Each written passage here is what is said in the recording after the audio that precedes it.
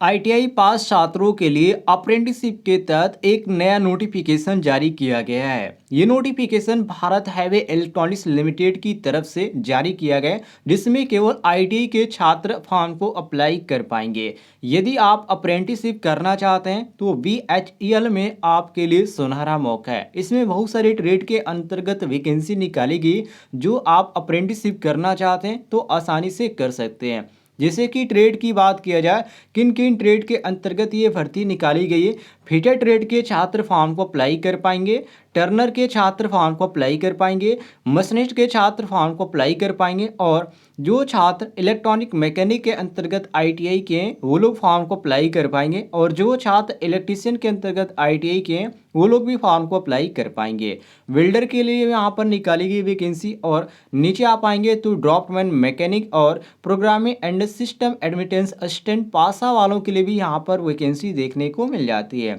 Total इसमें जो seat आपको देखने को मिलती है 61 यहाँ पर टोटल सीट खाली है, जिसपे केवल आईटी के छात्री फॉर्म को अप्लाई कर पाएंगे। इसमें जो ड्यूरेशन रखा गया 1 साल का रखा गया, मतलब कि आपको 1 साल इसमें ट्रेनिंग के लिए बुलाया जाएगा और आप ट्रेनिंग 1 साल ही देंगे। नीचे आएंगे तो आपको यहाँ पर अनिवार्य योग्यता यहाँ पर आप पढ़ सकते हैं। इसमें योग्यता बताई गई कि आपकी योग्यता क्या होनी चाहिए। तो सबसे फर्स्ट नंबर पे आपको देखने को मिलता है हाई स्कूल में प्राप्त प्रतिशत, मतलब कि आपका 10वीं पास सबसे पहले मांगा जाएगा। इसमें जो छात्र सामान्य और अन्य पिछड़ा वर्ग के अंतर्गत आते हैं उनको 60% होना अनिवार्य है 10वीं में।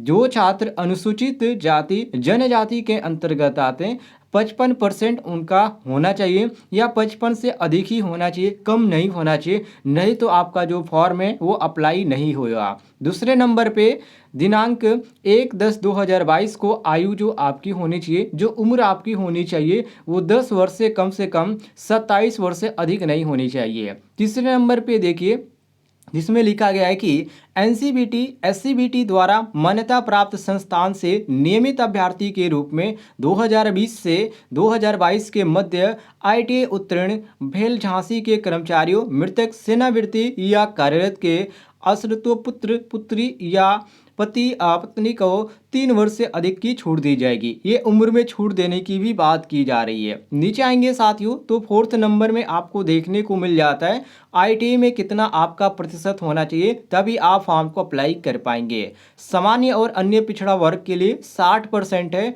60% से अधिक ही होना चाहिए। बी में यहाँ पर दिया गया अनुसूचित जाति जनजाति के लिए 55% या उससे अधिक होना चाहिए। 5वें नंबर पे देखिए, इसमें साफ तौर पे लिखा गया है कि इस आवेदक के पूर्व किसी संस्था में प्रशिक्षु अधिनियम 1961 के अंतर्गत प्रशिक्षण प्राप्त नहीं किया हो वो, अथवा प्रशिक्षण हेतु नाम पंजीयन नहीं हुआ हो, अथवा अन्य किसी कारखाने में 1 वर्ष या उससे अधिक का अनुभव ना हो। कहने का मतलब ये कि आप किसी भी संस्था में, चाहे वो प्राइवेट हो या गवर्नमेंट हो, आप पहले से कहीं भी अप्रेंटिसशिप कर चुके हैं या अप्रेंटिसशिप के लिए पंजीकरण कर चुके हैं तो आप इस फॉर्म को अप्लाई नहीं कर पाएंगे, नहीं तो जो आपका फॉर्म है वो रिजेक्ट कर दिया जाएगा। ध्यान रखिएगा बात को।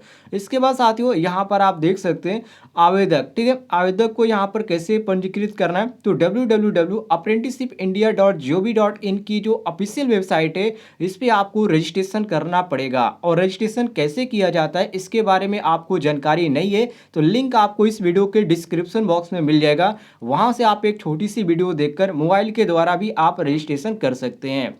नीचे आएंगे तो आपको आरक्षण में जो छूट यहाँ पर दिया जाता है उसके बारे में इन्होंने जानकारी दे रखी है। वैसे मैं आपको जानकारी के अनुसार बता दूं, जो छात्र ओबीसी के अंतर्गत आते हैं उनके लिए यहाँ पर 3 वर्ष की छूट है उम्र में, और जो छात्र एससी/एसटी के अंतर्गत आते हैं उनके लिए यहाँ पर 5 वर्ष की छूट दी गई है, जो यहाँ पर 60 में मैंने आपको बता दिया।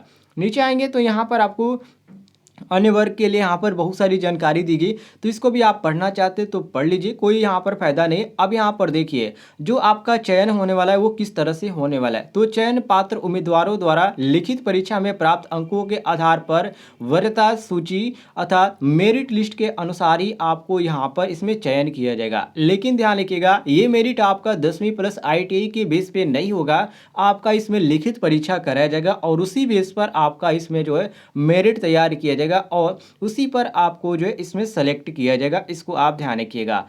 नीचे आएंगे साथियों तो यहाँ पर आपको अदर भी जानकारी देखने को मिल जाती है कि ये जो फॉर्म है आप कैसे भर पाएंगे, पूरी प्रक्रिया इन्होंने बता रखी है। वैसे मैं आपको इसके अंतर्गत जानकारी दे चुका हूँ कि मोबाइल से कैसे फॉर्म को अप्लाई किया जाता है। नीचे आएंगे साथियों तो ये फॉर्म कब भरा जाएगा और कब से कब तक भरा जा रहा है, ये सारी जानकारी इन्होंने डिटेल्स में दे रखी है। ऑनलाइन आवेदन भरने की जो तिथि है 16/10/2022 से मध्य रात्रि से फॉर्म भरना स्टार्ट हुआ है और ऑनलाइन आवेदन भरने की जो अंतिम तिथि है वो 31/10/2022 से मध्य रात्रि। लिखित परीक्षा जो होगा वो 12/11/2022 मतलब नवंबर में आपका होने वाला है, दिन शनिवार को। इन्होंने पहले से यहाँ पर सूची में डेट अनाउंस कर दिया है, मतलब कि आपको यदि फॉर्म भरते हैं तो आपको इस डेट को यहाँ पर लिखित परीक्षा देने जाना है। उम्मीद है आपको जानकारी पसंद आई होगी, तो वीडियो पर लाइक और चैनल को सब्सक्राइब करना न भूलिएगा।